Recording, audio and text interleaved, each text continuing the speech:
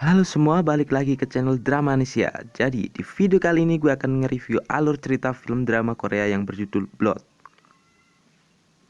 Film ini sendiri mengisahkan tentang seseorang yang terkena sebuah virus, yang dimana efek dari virus tersebut membuat orang menjadi haus akan darah layaknya vampir. Bagaimanakah kisahnya? Kita langsung ke alur cerita filmnya.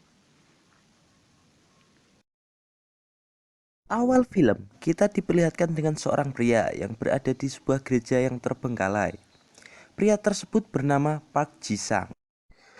Park Ji-sang sendiri bekerja sebagai seorang dokter relawan perang. Di gereja tersebut, Ji-sang menemukan sebuah nisan yang bertuliskan "Jangan cari kematian, kematian akan datang menghampirimu". Kemudian ia menggali makam tersebut dan menemukan tulang belulang kerangka manusia.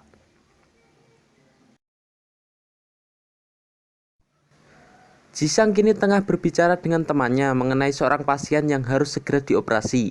Namun temannya tersebut mengatakan bahwa mereka tidak bisa mengoperasi pasien tersebut karena tempat tersebut akan segera diserang. Dan pada akhirnya Ji-sang mengoperasi pasien itu sendirian. Akan tetapi tempat untuk menuju ruang operasi tersebut telah ditutup dengan barang-barang yang membuat Ji-sang tidak bisa melewati tempat tersebut. Kemudian Ji-sang meminum sebuah obat. Dengan obat tersebut Ji-sang berhasil melewati tumpukan barang tersebut dengan cara melompat. Singkatnya, setelah berhasil mengoperasi pasien tersebut, Ji-sang dihadang beberapa orang bersenjata. Ji-sang kemudian berusaha menjelaskan bahwa ia merupakan seorang dokter. Namun, para orang bersenjata tersebut terlihat tidak yakin dengan apa yang diucapkan Ji-sang. Bahkan mereka menembaki Ji-sang, sehingga membuat Ji-sang tersungkur ke tanah.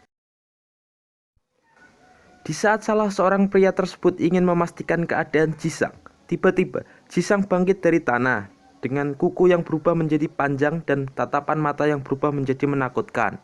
Kemudian Ji-sang menyerang orang-orang bersenjata tersebut. Alhasil orang-orang bersenjata tersebut akhirnya tewas di tangan Ji-sang. Diketahui Ji-sang merupakan seorang vampir, lebih tepatnya salah seorang yang terinfeksi virus VBT-01, yang dimana virus tersebut dapat membuat seseorang menjadi seperti seorang vampir. Kemudian kita diajak kembali flashback ke masa lalu, yang dimana ayah Ji-sang tengah bertarung dengan dua orang misterius untuk menyelamatkan Ji-sang. Sayangnya, karena hal tersebut, ayah Ji-sang harus tewas. Singkatnya, Ji-sang kini telah menjadi remaja. Ia tinggal bersama ibunya di sebuah rumah terpencil. Ji-sang tengah berada di sebuah toko buku. Ketika sedang sibuk memilih-milih buku, tiba-tiba Ji-sang tidak sengaja melihat seorang yang tengah terluka. Spontan, naluri Ji-sang sebagai seorang vampir yang haus akan darah pun timbul. Namun, ia berusaha untuk mengendalikan dirinya dan pergi dari toko buku tersebut. Malam harinya, ibunya Ji-sang terkejut karena melihat Ji-sang telah membunuh seekor rusa dengan menghisap darahnya. Keesokan harinya, Ji-sang tengah menguji kekuatannya karena hal tersebut membuat ia sangat kelelahan.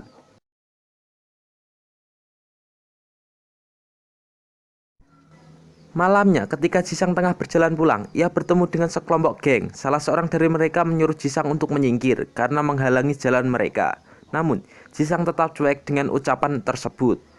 Hal itu membuat orang tersebut kesal dan ingin memukul Ji-sang, namun Ji-sang melawan dan membuat semua anggota geng tersebut keluar dari mobil.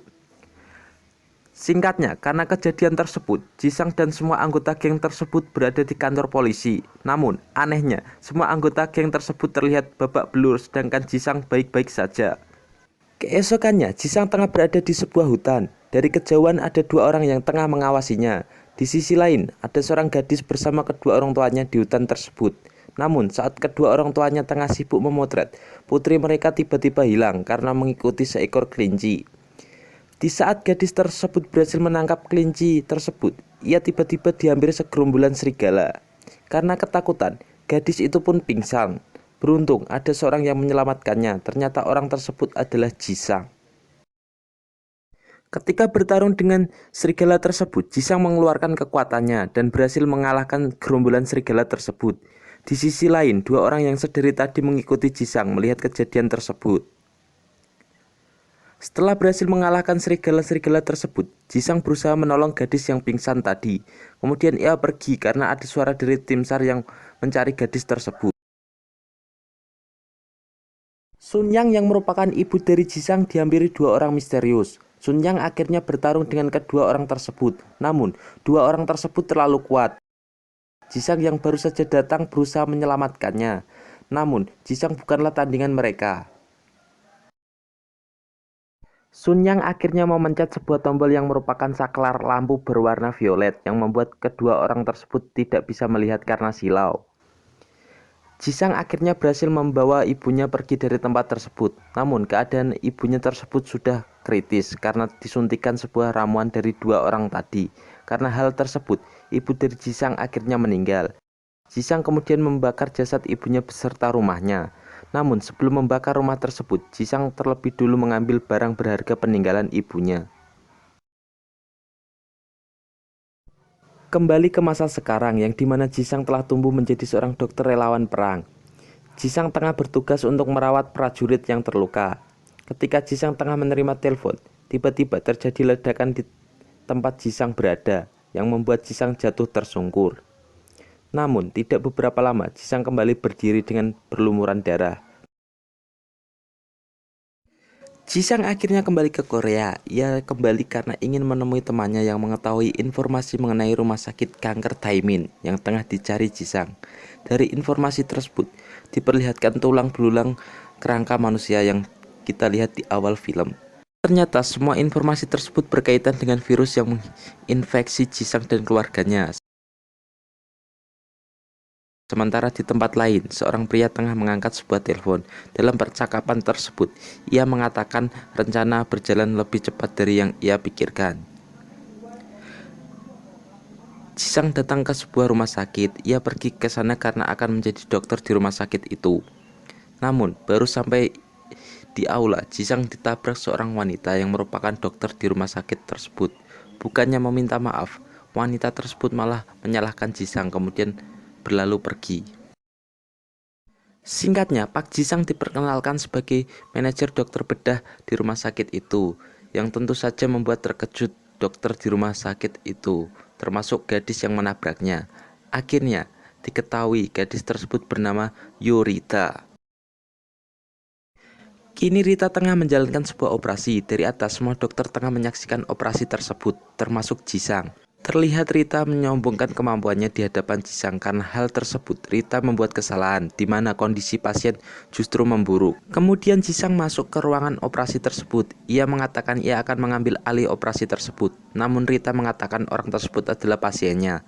Akhirnya mereka berdua pun berdebat.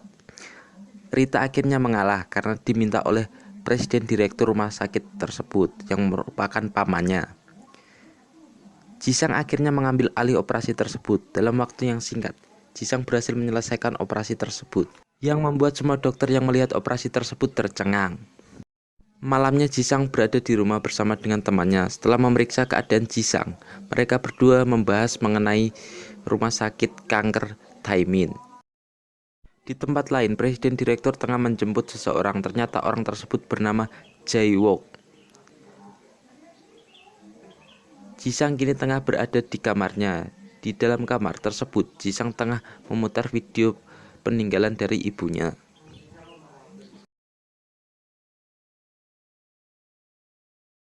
Paginya Jisang telah berada di rumah sakit, di mana ia bertemu dengan Rita yang memberikan kacamata kepada Jisang. Karena sebelumnya Jisang meminta ganti rugi kepada Rita agar Rita mengganti kacamata Jisang yang rusak gara-gara Rita. Di ruangan, Jisang berusaha membuka akses data keamanan rumah sakit, namun tidak bisa.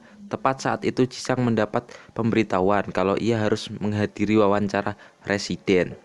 Di acara tersebut, akhirnya Jisang memilih gayaan dan pergi meninggalkan tempat tersebut karena ia buru-buru ingin segera mengakses data keamanan rumah sakit. Lee Jae-wook tengah memberikan kata sambutan di atas podium. Singkatnya, Jisang akhirnya bertemu dengan Lee Jae-wook. Di sini Lee mengungkapkan rasa bangganya kepada Jisang, begitu pula Jisang. Kini tengah diadakan pertemuan yang dimana di pertemuan itu membahas mengenai operasi yang akan dijalankan kepada seorang pasien. Karena permintaan Lee Jae-wook, akhirnya Jisang yang dipilih untuk melakukan operasi tersebut. Jisang kemudian izin untuk pergi ke ruangannya. Di sana, lagi-lagi Jisang berusaha mengakses data keamanan namun ditolak. Karena mendapat telepon bahwa operasi telah siap, Jisang kemudian mengambil obat yang biasa ia minum sebelum melakukan operasi.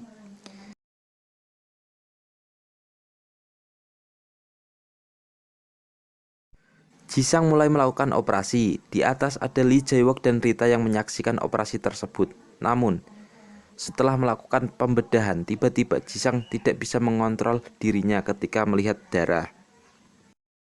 Sebelum Jisang melakukan operasi, ternyata ada seseorang yang memasuki ruangan Jisang. Orang tersebut mengganti obat milik Jisang. Diketahui obat yang disimpan Jisang adalah obat yang digunakan Jisang untuk mengontrol dirinya ketika melihat darah. Dan terbukti tanpa obat tersebut Jisang tidak bisa mengontrol dirinya. Dan alur cerita film drama Korea yang berjudul Blood part pertama pun selesai. Kita lanjut ke part kedua.